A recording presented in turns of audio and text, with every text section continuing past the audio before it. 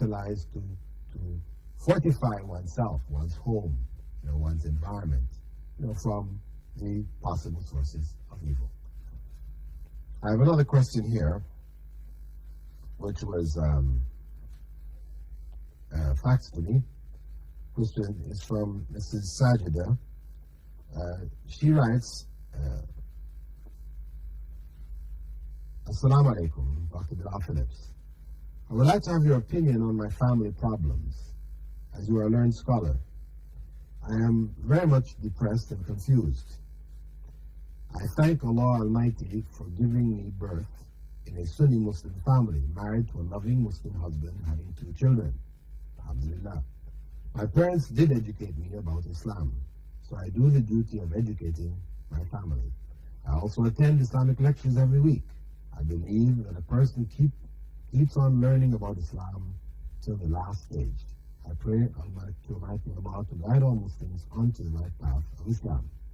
Regarding my problems, I have different opinions from different people. I need your help. Please guide me in the light of Islam. I need your precious time, and please fax me the answers. My husband has been in the hotel industry for the past 18 years, and today he is in the post of a general manager. The hotel under him has 2 bars, 3 restaurants, and a coffee shop. Being in an administrative post, he does all his duties that are required: signing of bills, bank checks, arrangement of food and beverages. This also includes alcohol. He is a very devoted Muslim and never drinks or smokes. He is regular in his 5 times daily prayers and works for at least 10 hours every day in the hotel. The hotel belongs to a local. The salary which he gets, is it haram or halal?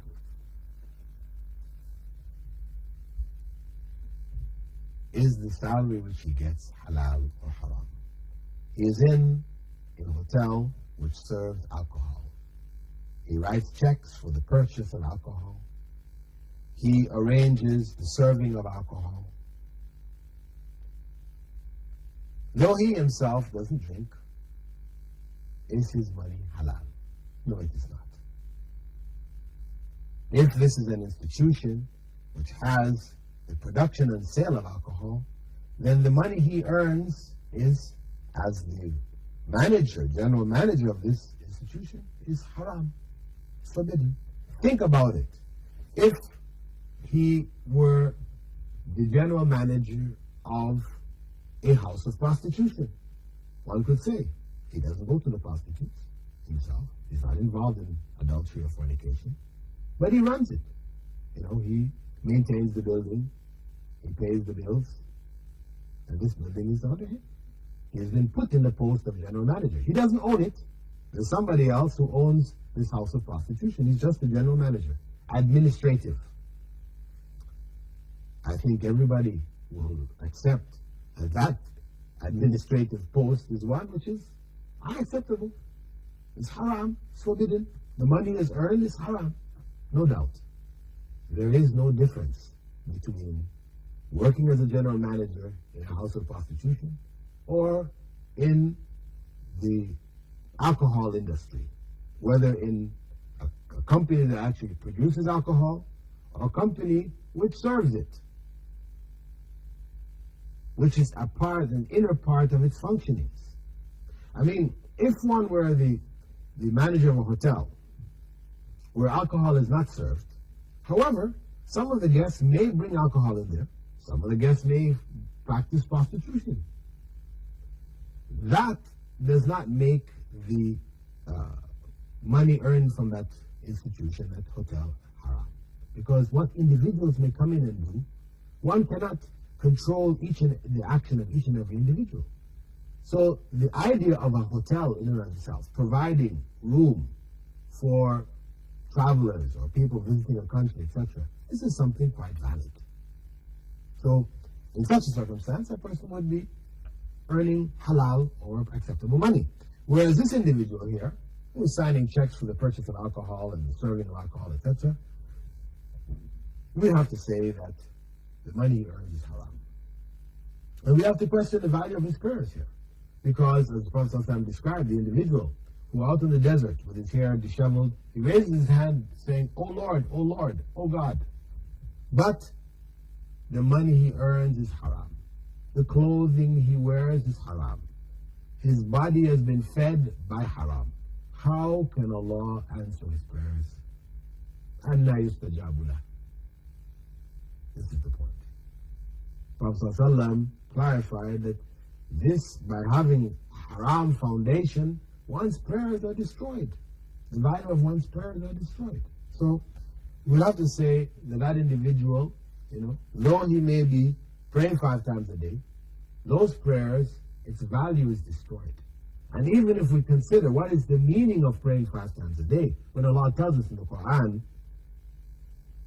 that prayer is supposed to prevent evil speech and evil deeds. إِنَّ الصَّلَاةَ تَنْهَى عَنِ الْفَحْشَاءِ وَالْمُنكَرِ. Salah is supposed to prevent us from evil deeds, evil actions. And is there an action, more evil than promoting alcohol, intoxicants in society? Prophet ﷺ referred to alcohol as being khaba'ith, the root of corruption. So, an individual who earns his daily bread from that industry and then says, "I pray 5 times a day, I'm a devout Muslim," we have to question, where is the devoutness here? What is a devout Muslim? When a Muslim is one who submits to the will of God, meaning submits to the commandments of God. Not meaning that the person can never commit any error. Sure, they may commit error here and there, but to be consistently in their 10-hour a day, 6 days a week life, disobeying God, breaking fundamental commandments of Islam in halal and haram. The Prophet ﷺ said that the one who produces the alcohol, the one who serves it, they're all in sin. We have to question that individual's quote-unquote devoutness. Second question from Sister Sajida. We have an account in a British bank and it gives interest. Allah forbids interest. Shall we leave this interest in the bank or give it to the poor and needy? We have a car on finance, giving interest on it. 50% down payment has been made. The rest is on finance. Also, we do transactions by credit cards, and interest is charged. Is it haram? Please shed some light on this everyday life, and what are the possible solutions? What are Islamic laws of banking? Actually, that's another question. Well, the money that one receives in a bank, interest money, this is haram. It may be given where there is an emergency situation where somebody's life is threatened. Otherwise, one should not take it from the bank. Paying finance on a car by interest is haram. Credit card transactions involving interest are also haram. What does one do? Well, one buys a car according to one's ability, means. You buy a cheaper car, a used car, which you can afford, which doesn't involve financing and payment of interest. Or you buy it through an Islamic bank, where it can be financed Islamically. Same thing with the credit card.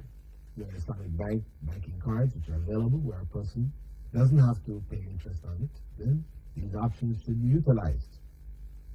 So, such a person, we're saying, who is earning money from sale of alcohol, and this is why, once a person gets involved in that and accepts it, lives with it, though he considers himself a devout Muslim, praying 5 times a day, etc., fasting in Ramadan, all these different things. Now, you see, once he's accepted that foundation of corruption, sale of alcohol, then all the other things become open to him. Riba, another of the major sins. Among the major sins in Islam, major sins are drinking alcohol, riba. These are among the major sins. Then you find so many of them end up in that individual's life, though he claims, or his wife claims, that he's a devout Muslim. we have to question, what is a devout Muslim? A devout Muslim is one who devoutly follows the commandments of God. This is devoutness. Righteousness is in obeying God's commands, doing what is pleasing to God. How can one be devout while living a life, deliberately living a life which is displeasing to God? With that, dear viewers, I'd like to thank you for being with us in this segment of our program, In the Light of Islam. If you'd like to fax to me any of your questions, you may fax me in Sharjah, 06 at 323-724, Dr. Bilal Phillips. You may write me on the email, fld3@hotmail.com, or write to me at Sharjah Television, PO Box 111, Sharjah, UAE. And we hope to hear from any questions that you have, and we hope to try to solve them for you. And we thank Sharjah Television and the ruler of Sharjah, who's facilitated this program as a means of benefiting the viewers, the common Muslims, with solutions, Islamic solutions for the problems we face in life. With that, dear viewers, I bid you all farewell. Assalamu alaikum wa rahmatullahi wa barakatuh.